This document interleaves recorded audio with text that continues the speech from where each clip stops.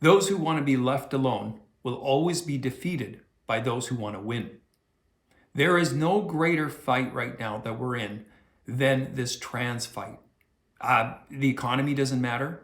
Price of oil doesn't matter. House prices doesn't matter. None of that other stuff matters if we lose this fight and we lose the children in the process. That's the fight we're engaged in. And it seems that our leaders, our political leaders, like Mr. Poilievre, are afraid to speak out. Now, I get it, Pierre. I'm good for having, cheaper fuel or less taxes. But I want you to speak out for the kids. I want you to defend them. I want you to talk about these social, moral issues that are consequential. You're silencer on that. So many of the opposition people are. Instead, they go along supporting this madness in a quest to virtue signal and look popular. A true leader, a true individual, somebody that has courage, which is the greatest virtue of all, speaks out, regardless of the personal cost. And we must speak out, Pierre.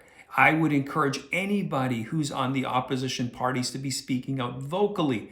If you care about children, which are the most important thing we have, the greatest treasure we have, they are being sacrificed on the altar of political correctness by adults who at the kindest would be just ill-informed, and at the worst observation would be just narcissistic, evil people who are sacrificing these kids.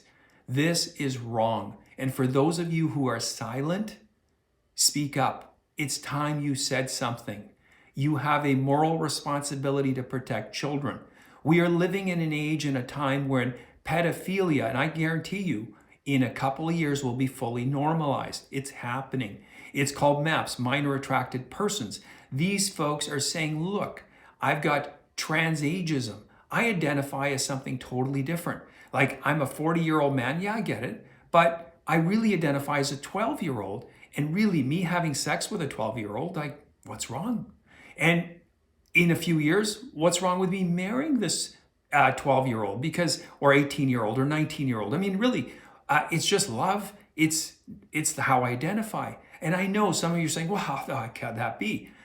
A year ago, would you have thought that men would be competing in women's sports and crushing them, and governments would support this madness? You wouldn't have thought that. The only reason we're in the mess we're in, because there's so many of you who are silent in the majority who are doing nothing.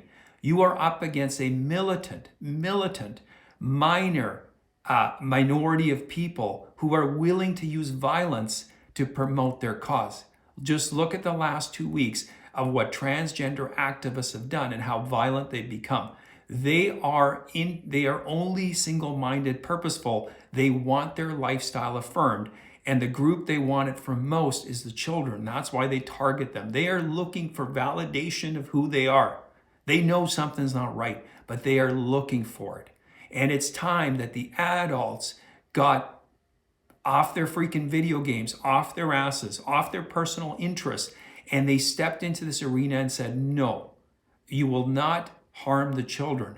That's my final line in the sand. You will not cross this. This is a bridge too far. Adults, those of you who have been sitting on the sideline, you Canadian nicety people who think, you know what, I don't want to offend anyone.